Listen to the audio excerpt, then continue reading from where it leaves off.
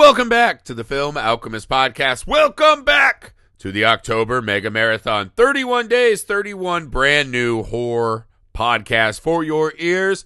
We are deep in the horror beasts. We are almost to the end of our first franchise, so we want to welcome you back to the ending for now of the Omen franchise with today's discussion of the First Omen. Always a ballsy move when you hit in the midst of a horror franchise to say, you know what this needs? Prequel. But I'll tell you this. If you're going to do it, this is how you fucking do it. Absolutely. So, before today's amazing episode on the new and incredible The First Omen, some business. Everybody, please, God, please. Like a little girl drawing pictures, begging you for help. Begging. Please.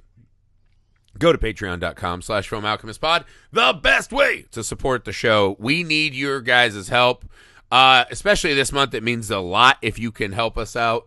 We put in a lot of work for this. The other thing, if you want all 31 days, why the fuck would you only want 28 days instead of 31? You gots to go join our Patreon community. We have 2 Patreon exclusive movies selected by our patrons. We also have a feature-length commentary that you're going to want to hear. It's awesome. We have our Tales from the Crypt miniseries. So much fun stuff over there.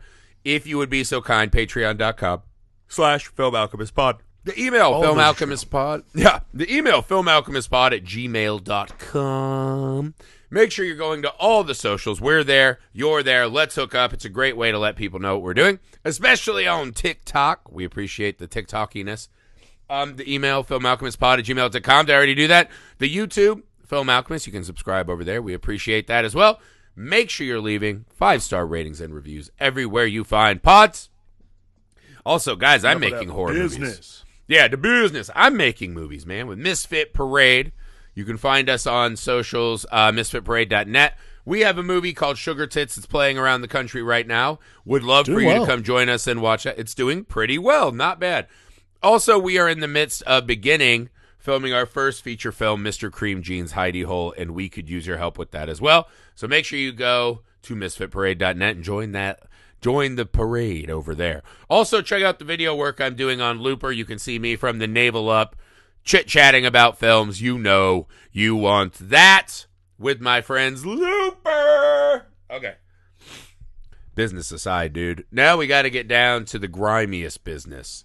Stuffing women with welcome back cards to the church, essentially. Yeah. No, I'm going to stay there. The church is trying to stuff these women like inviting turkeys to bring us back to the bosom of the Lord. It is a wild-ass re-examination of the origins of the horror of the Omen.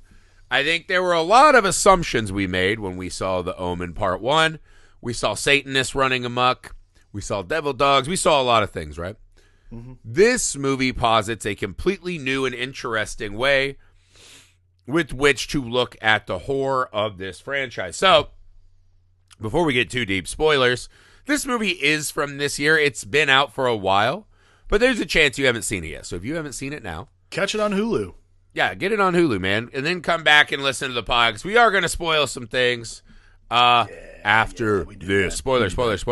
All right. If you're still here, I'm assuming you've seen the movie. The biggest addition to the mythology, to the franchise of this film. Just kind of some opening thoughts before we dive into that. I think this movie does the thing you want from every great franchise entry. It pays homage to the first one. It almost feels like we're rewatching the first one. But new and fresh and some cool ideas injected. And man, did they shoot the fuck out of this movie. It is beautiful. Wonderful shit happening in this movie. Here is the new layer that we have to discuss in The First Omen. So, the movie centers around this possible mystery of who is this little girl who is born of the devil but will also get banged by the devil to create the Damien that we know. I don't know about you. There was not 1 second of the film I didn't know exactly who it was. I don't know that there's any audience short of like our parents' age who were not immediately going to know the nun, the orphan nun from Kansas who's Bill Nighy's personal friend is not the one. Anytime Bill Nighy's in a movie, and it's not like a British romantic comedy, you know he did it. He's the one. So I had no illusions that it was not the main girl, right? I will say, so even knowing that the movie on a second viewing wastes a lot of time trying to propagate a mystery we will never believe in for a second, when they reveal the mystery behind this is that it is not Satanists, but in fact church officials themselves who are propelling and perpetuating the birth of the Antichrist as a way to bring people back to the church. I thought that was such a fucking cool and fun twist on the mythology of this franchise. Alex, what did you make of this new layer in the Omen mythology? Yeah, I don't think there was any mystery like from the beginning. Like you knew it was the nun immediately too, right? Like again, okay, a girl from America is going to Italy and she's going to a convent to take her final vows. She has a roommate who takes her out partying and she gets blackout and wakes up the next morning. Obviously, we all know where this is going. Like, I think they were playing it like it was this girl who was like not being treated well. And you can play it any way you want. You could say, "Oh yeah, she's going to this convent in Blackout Menistan," and I'd still be like, "Yeah, I know what's happening." Like that would be a country I would travel to immediately. There's nothing about the setup that made me think that, oh shit, like I don't know what the fuck's gonna happen. Like, I think the power of the Omen, especially this many movies deep, is that it's not the surprises along the way that are going to freak us out. It is much like, again, it's like reading the Bible. Nothing about the Bible is surprising when you read it. You're sitting there and you're like, I know exactly what's going to happen in the Bible. Like, something bad's going to happen. Jesus is going to come down or God's going to come down, figure it out. Like, this is like classic good versus evil. I mean, he's taking a long break from actually helping us out with anything, but that's fair. Right, yeah. He really created the lane for these poor women to get stuck. You know, everybody always, like, these movies are very much about, like, you know, revelations, which is not surprising to anybody anymore, but it's great horror movie fodder. Yeah. I think what the superpower of the First Omen is it knows that you've seen the other Omen movies. And if you haven't, then great. Big surprise for you. That's cool. But they know that the core audience has seen every other Omen movie, and they're like, all right, what are we going to do to really, like, shake things up? What we have to do is not make this about good versus evil. What we have to do is make this about, in 2024 parlance, about the existence of good as evil. Because that's really like that is the world we're living in right now. It is hard to see the world in black and white anymore. It's a very gray world we all live in. So therefore, you have to choose what part of that you're going to fall down on. And I think that's what's beneficial about making a movie that happens in the 70s in 2024 is like, yeah, it's still going to look like it was made in 2024 because cameras are cooler and, you know, like that's just the way it goes. You have better effects and we'll get to that. But I think from a thematic standpoint, the First Omen does such a good job of talking to the entire audience, not as stupid Neanderthal-like people who go, bad, bad, good, good. It's about, like, what do you believe will actually be the salvation of yourself, like your own soul personally, not the world. Because what essentially they do is they just use hippies as a, well, there's hippies, so we've got to do whatever it takes to get rid of these hippies. And you're like, it's about like the secular world. There's this whole thing like the secular world. Oh my God, beatniks! Yeah, like, oh my God, he read Howl. No, I've read about places like this. What is it, Portland? What is this McDougal Street you speak of? You know, like it's just It's oh my God, is that a dodgeball league? An adult dodgeball? Yeah. So they're like ready to throw down just because of fucking beatniks and hippies, and you're like, all right. Like the benefit is like there's that short-sightedness, right? So but there's a weird kind of calculus you're doing when you watch Omen, right? So the Omen is a religious horror film, right? And it's about this rapture, this Antichrist, whatever. One thing that I think I started realizing watching this one is you start doing some math, and you're like, how many people who are really into the Omen franchise are actually religious, like actually believe any of this? Mm-hmm. Like, do you think those like Joel Osteen people watched these kind of movies? This is okay. Well, especially this one, they'd be like, "Is that a pussy?" Wow, and they'd all fucking run away. It's funny that you say this because this is something that like my my mother and father, who are my mom's a pretty religious lady. Like, she wasn't always religious, but when we got older, she got way more into being like, she teaches Catholic school. Like, it's not like a part of her. She just likes praying. It makes her feel good. I'm like, sure, whatever. I don't give a shit. She's not bothering anybody. So, like, my mom likes praying. Both my parents were the people who showed me the First Omen movie. So, like, my deeply religious parents, as I was growing up in the Catholic Church, showed me the First Omen movie. I was talking to my mom about this. There's a difference, though, between this and the Omen in the 70s. Oh, no, I agree. So I was talking to my mom about this, and I was just like, oh, I just watched the First Omen. It's fucking metal as hell. And she's like, I don't understand how you can watch that stuff. Doesn't it scare you? I'm like, you love watching The Bad Seed. Like, get the fuck out of here with this shit. Like, started this. You started this whole thing. So here's my thing, though, right? So there is this weird, the movie is about the lengths you will go to do what you think is right. Right.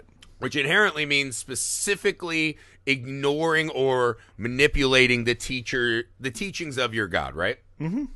We all watch this and we go, yeah, we know what churches do. That's just called churching, right? Yeah. The Catholic Church had a real history of moving monsters about, trying to hide them from the world. We understand that, right? So there is this like level where I was like, all right, so the religious people did it. It's pretty cool, but you're like, it's not really that different, right? Like, we all know the church are bad guys, right? Like, the Catholic Church are bad guys, right? In the history of mankind. A lot of churches are bad guys. We get it. They would do harm if you don't absolutely believe their rules and they misinterpret whatever. What is different about this one, right? The thing that actually saves this and kind of gives the setting to where the church being the bad guy has a more focused and interesting purpose in 2024 is this is the first Omen other than part 4, which no one saw, which is really a story about women and the women's loss of control and the women's part in this story, right? Right. This is a story about the expectation of these kind of older power structures and what they expect of women, right? We really weaponize the idea of what nuns are in this, and what their role is, what a woman's role is. And, you know, there's this whole kind of like taking over the body and the transformation, and it doesn't matter that she's going through all of this horror because that's what she's for, right? It becomes this kind of terrifying Mary experience, right? This virginal birth, as it were. And so I think that in 2024, the idea of the women losing control of their body and being squished by power structures, this movie feels laser focused to tears that we are suffering right now. Absolutely. Again, I think that is like that is the important thing about the First Omen, is that it is laser focused, like you said, on current problems we're having that are problems that we've always had. But the benefit is that, again, this movie is made outside this time period, so instead it's taking place in the 70s. You can say these things in a different vernacular that I think gets more people listening to that topic. Like, the idea so like that Late the Night Catholic with the Church, Devil this year, right? Set in the 70s, but it was very much about a fame whore, which is absolutely something we understand today. The Catholic Church deciding to bring about the end of the world because they want to bring people back to the church out of fear because attendance is down. There's something so horrible, like that might be scarier than any Antichrist showing up. Like, you're just like, wow, the fucking church is like, attendance is down. We got to scare the shit out of people back into church. Like, that is a terrifying concept. When they reveal that, again, I think the audience for this movie, we all already feel like the church are bad guys. Absolutely. But what it is this extra journey, right? Because it kind of plays like The Possession light. Like, this movie wants to do a lot of the things The Possession did. It's just like, oh, we'll have like pussy milk, right? Instead of actual milk. And you're like that okay. Probably the last like 30 minutes of this movie, I was like, we're just doing Possession now.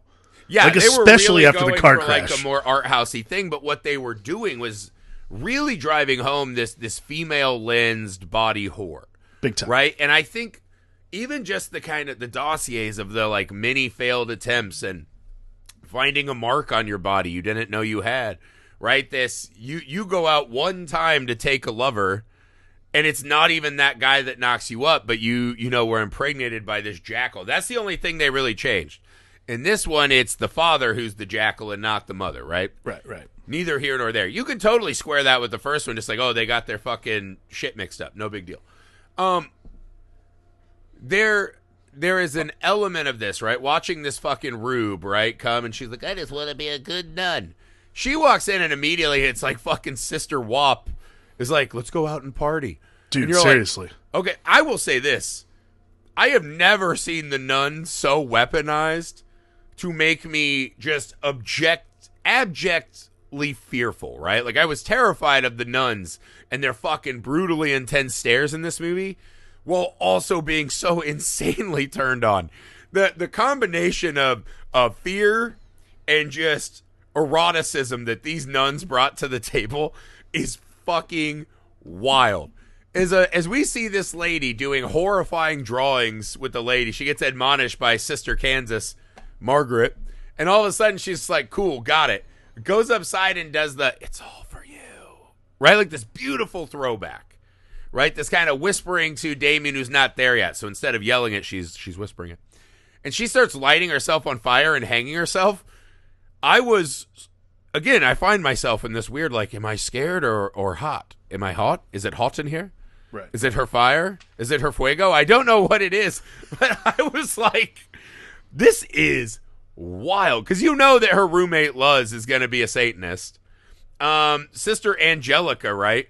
The one who burns herself. You're like, clearly that lady ain't right.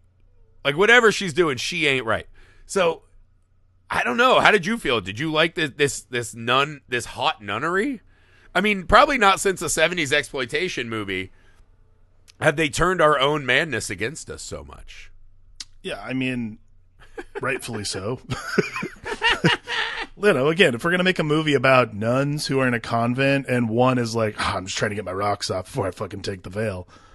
You're like, all right, cool. Like, you know. I love that. We fucking deserve it. Put your shit down. Let's go get railed. I actually really liked she how... She literally is doing Italian Rumspringa. Yeah, I really liked how overarching...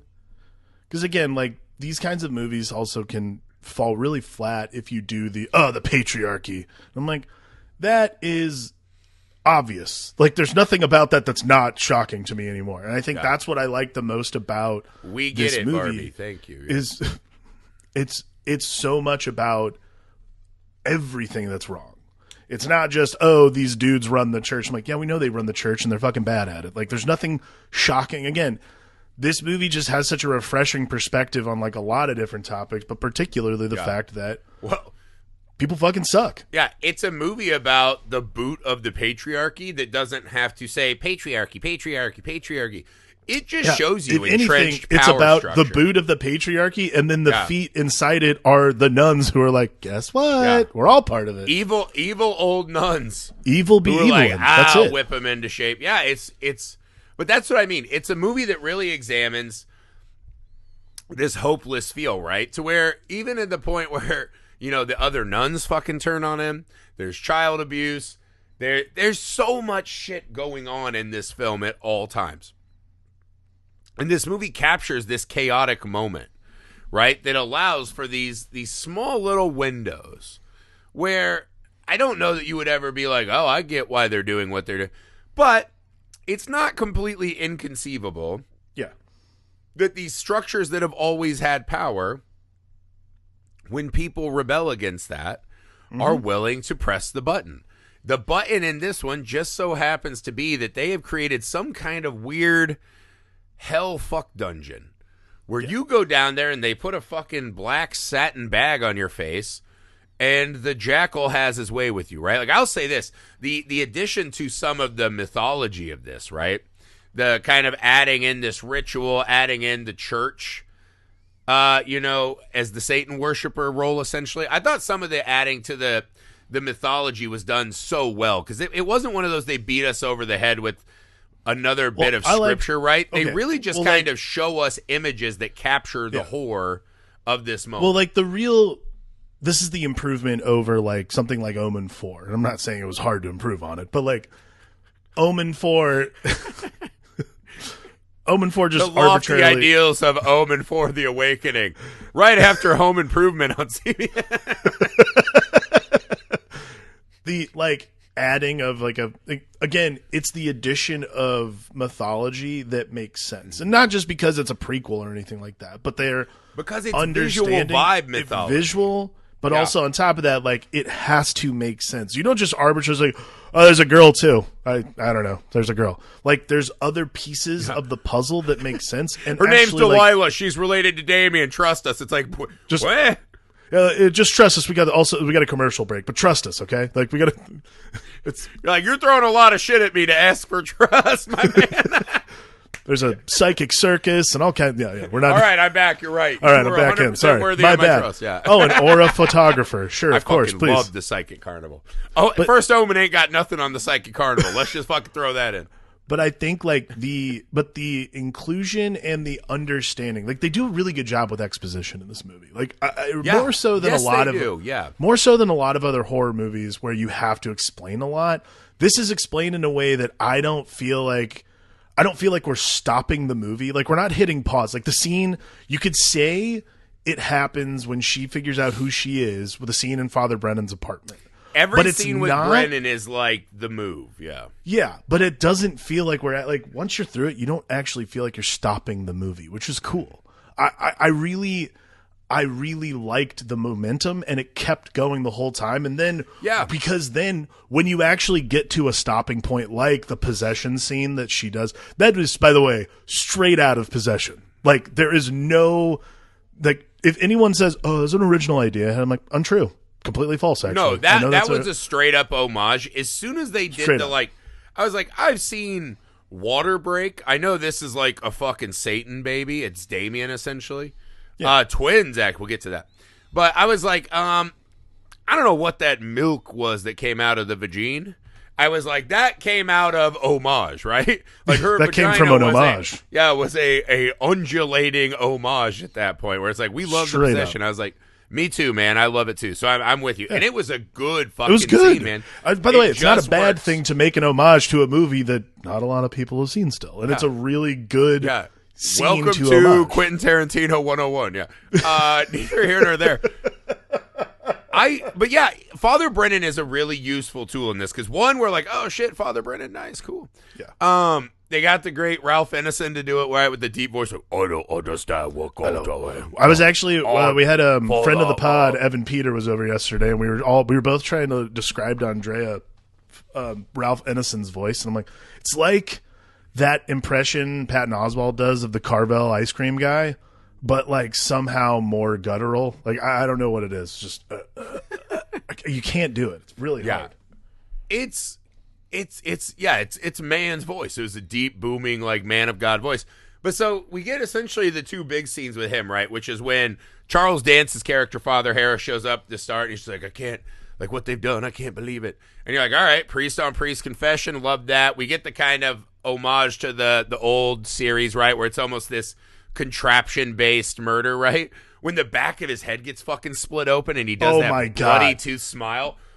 I was like, yeah, right off the bat, I was loving it. When this movie started with that, I was I was downstairs watching it, and Andrea was upstairs, and I was like, oh, shit, this movie kicks. Yeah, there we go. Oh, my God, they might have done it. Because, dude, I'm telling you, I thought this was going to be the biggest piece of shit.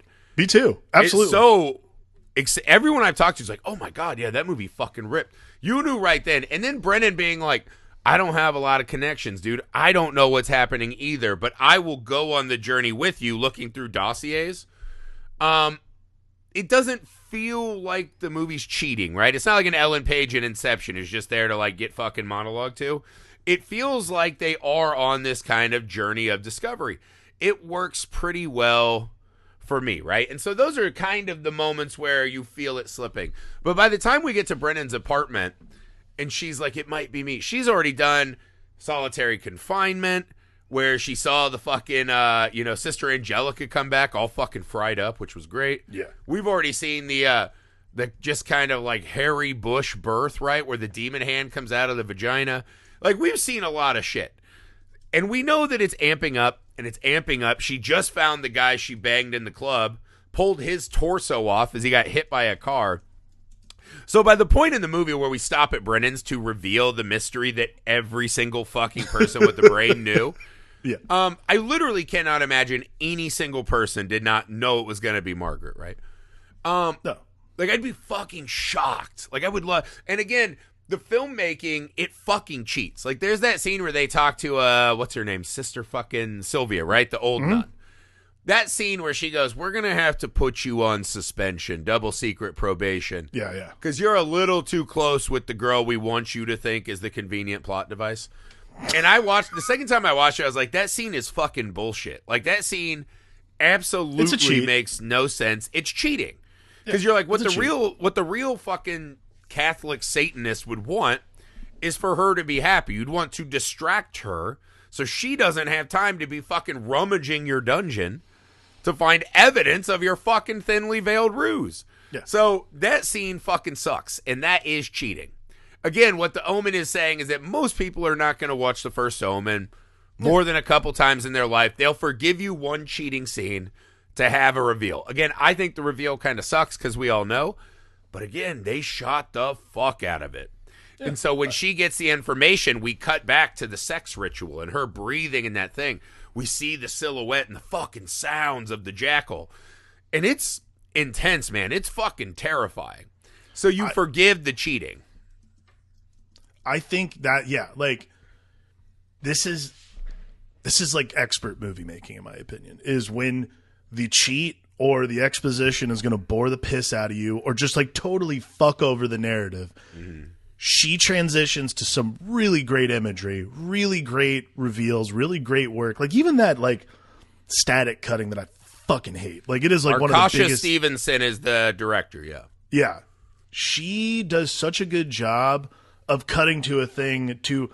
It's not a distraction. It's just, like, this is boring, I know, so I'm going to make it interesting. Again, we don't want the fucking reading scripture to us that this franchise always had. They're like, we're going to show you a fucking terrifying sex ritual. We're going to show you a demon coming out of a vagina. While the mom looks through the glass smiling in a just juxtaposed image that does not make sense of this woman in agony birthing a black hand with fucking long fingernails and claws, right? Like a slender hand. Mm-hmm. And she's going to look over and smile. Like, we're going to juxtapose these images. Or a fried fucking nun coming back to smile, right? Like, we're going to do that because that's going to capture this, the veil between two worlds are softening, right? Yeah. Sure. And you're giving us that kind of female horror body lens. We're getting the religious stuff through the visual. You're like, yes. It just works. Yes. Does the movie fucking cheat? Absolutely. Like every other movie ever. But it's totally fine. Not a big deal. It doesn't derail the fucking movie, right? No. I think that's the difference. I mean, that's what I was like. If they didn't do that, I was like, is this like a perfect 5 out of 5 movie for me? Probably not still anyway. So why not cheat and try to get those last couple suckers with a, whoa, I can't believe it, right? Give the fucking cheap seats a thrill. You know what I mean? Yeah. I get it. All right, let's talk about this finale, dude. This thing goes fucking hard. And we get some new mythology. So we get this fucking birth scene. Awesome. Let's just come through it. There is like a pretty disturbing, tied to the bed, cut open like a Thanksgiving turkey. It's gross. We get two babies born, a boy and a girl, right? The boy is the one they want, the one that was promised. Bill Nighy's talking to her about whatever. There's a lot going on. Let's kind of take this bit by bit. Besides the stark imagery of the woman rolled in like she is literally just a fucking baby maker, right? She has no value as herself. There's no respect. There's no fucking dignity until they see there's a boy. Then sister fucking, resting bitch face is like, you did it so good. You were great. And it's like she's only great because she gave the child. Her herself had no value to her before. Bill Nighy doing the, hey, we got to get attendance up. This is essentially the same scheme that like Costco runs, right? Like they're running the Costco playbook, but instead of like, cheap rotisserie chickens, they're like, let's fucking use a woman as a rotisserie chicken with an Antichrist inside. But he has kind of the summation of the movie to me, which was so fucking beautiful and succinct and terrifying, which is just God chose you for this. Like, don't you hear his voice in this moment? And to which she immediately just retorts, saying, I don't hear fucking shit, man. But them thinking that they're all doing the right thing, them saying God has chosen you, God has chosen us to birth the fucking Antichrist, right? Like watching Bill Nighy try to talk to her as if he has been a protector and a father to her. And he seems like he's almost bought into his own horse shit, right? I think it's the necessity of the religious leader. You have to know you're a fucking liar at all times and learn that kind of forced sympathy. But it really plays in the movie that he thinks he's done something here. He thinks she's going to also have a religious epiphany. Mm-hmm. And man, that fucking moment, his rationale, and he's such like one of my favorite actors ever. He's so good, dude. In that moment, what were you thinking as he was walking us through and like laying out their fucking goddamn pitch? I mean, it's weird. Like this might be the first time in a long time I've watched a movie where like a priest is like laying this shit out. You're like, I almost buy that if it doesn't sound like total horseshit, because it's like Bill Nighy is just such a. It's whatever that we all immediately are like, we bet the church would do that. You know, it's got everything working for it. He's just such a good his. Whatever that thing is that he does better than everybody else. Like that, again. Well, he's like that perfect, like his charm can go to 100. Yeah, that's and what it is. And he has this menace that can go to 100. Like he really I can think do that's like what it authoritative is, and charming. Like I Charles think the Dance, charm, also a great actor. Yes. There's no fucking charm in Charles Dance. No. Charles Dance is when you need a fucking someone who's going to lay the law down. Yeah. Yeah, you need that Tywin Lannister. You thinking like Bill Nighy is one of those guys who is just that charm and menace are so intertwined that again it just flips he effortlessly on a dime. can be the rock star. He can be the cool priest. Well, that's a stretch. He's not a fucking cool priest. There's no such thing as a he's cool priest. He is not a cool priest in this movie. He's Let me clarify. one with the guitar. Yeah. Yeah, and then also he can be the head of like the Corvellis family or whatever in Underworld. We're like, yeah, he's like an ancient, badass, murderous vampire who's like a good daddy, I think, or he wants to be. That's what he can do. He can just fucking float between those two extremes. Because I think a lot of actors, it's like, are you the cool, charming actor, or are you the like, you're the man that the cool, charming actor has to fight against? He does both. Like when he says, he's like, yes, give her the baby. I honestly, in that moment, I felt his performance was telling me he really does like this kid and thinks that they are going to together realize that they have done the Lord's work. Like I feel like he doesn't fully embrace the fact that she's going to be like, you fucking piece of shit. You kidnapped me. No, he thinks that she's come around. Like I just got sexually assaulted. Specific. You cut me open. You degraded me. He's not seeing those layers because, again, he's a fucking powerful man. He's fucking blinded by the light, man. Right. He thinks everyone will eventually realize that what he wants is what's right for everyone. And there's that moment where, you know, she holds the scissors to it, and you're like, yeah, okay, I know that's not coming down. Yeah, I got that Luz was going to be the one who fucking stabs her ass, of course. Of course. But there's so many little moments in there, just beautiful shot choices, right? Like, one of them I love is when they're all holding the male baby.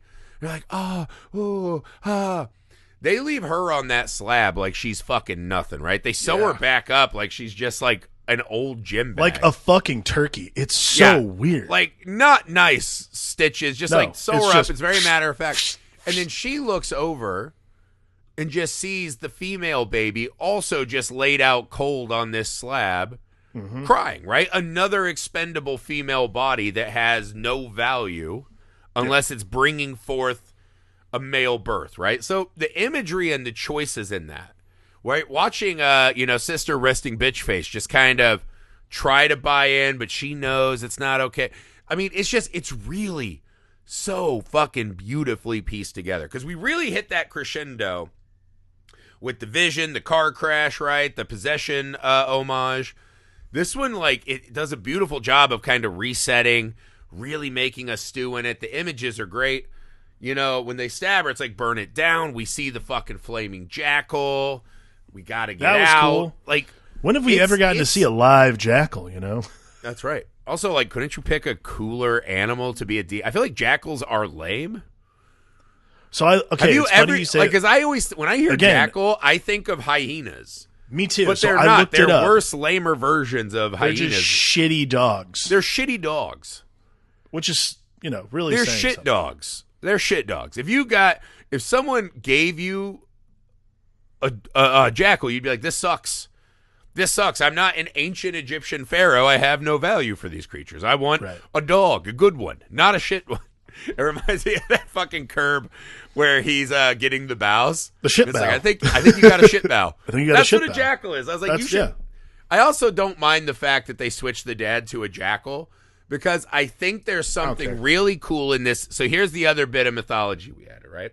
We see Damien get driven to the hospital so that he can be put in with this person in the seed of power, right? Yeah. That's going to start the Omen as we know it. Very cool. I love this little touch that she sees Delilah or whoever the fuck this is supposed to be. this sister of Damien who's been told she's useless, right? She has no value because she's just another one. Like her mom herself, right? Margaret was an offspring of this kind of Satan project, right? Yeah, right. That then begot Damien. They were both outcasted leftover women. So was the little girl, the haunted little girl who was our, not Deus Ex Machina.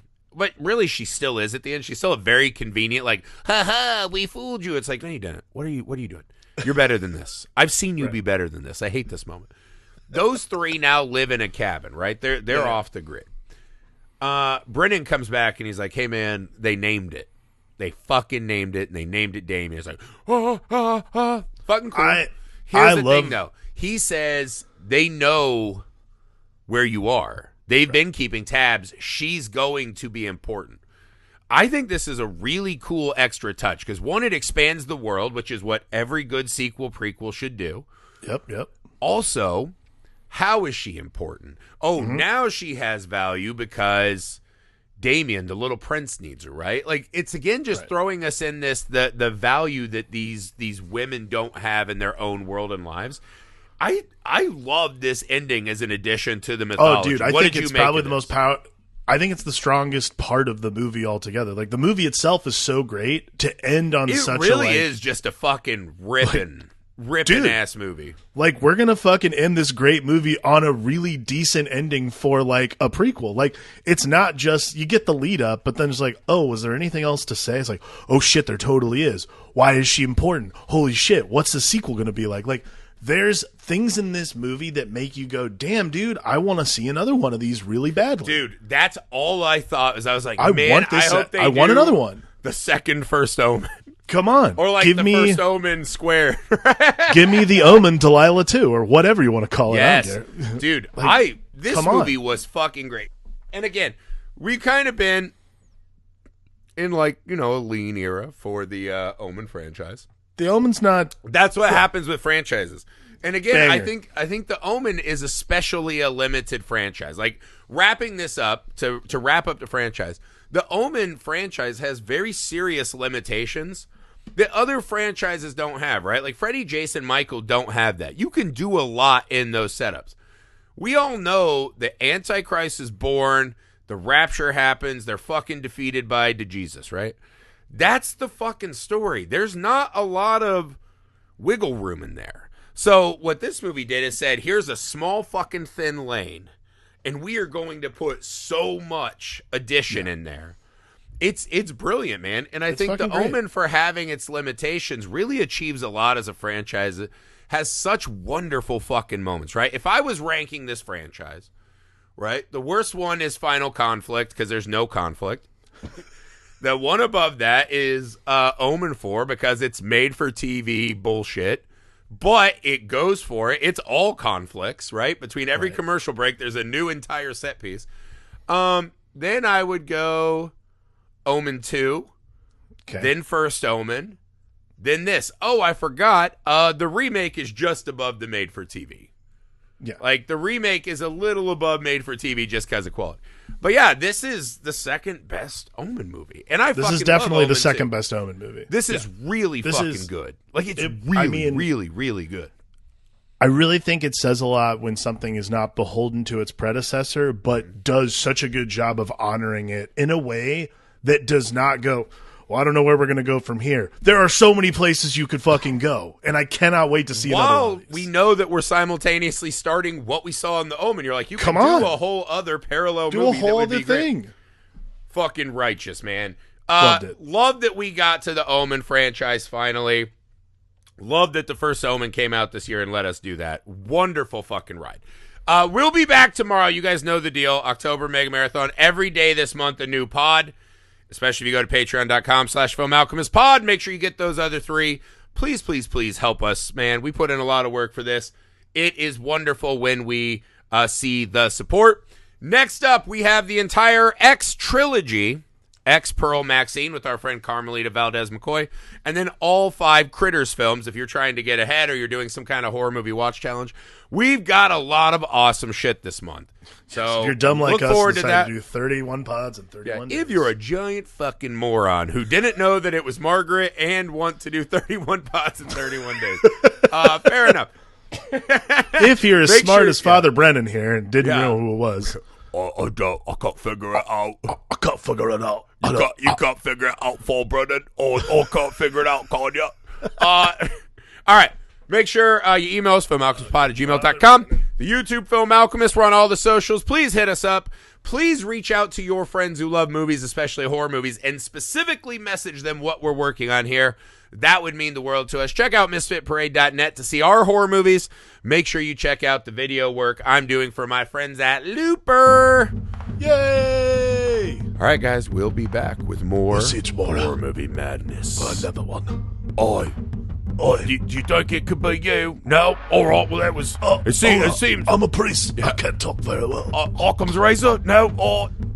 Just fucking murdering impression.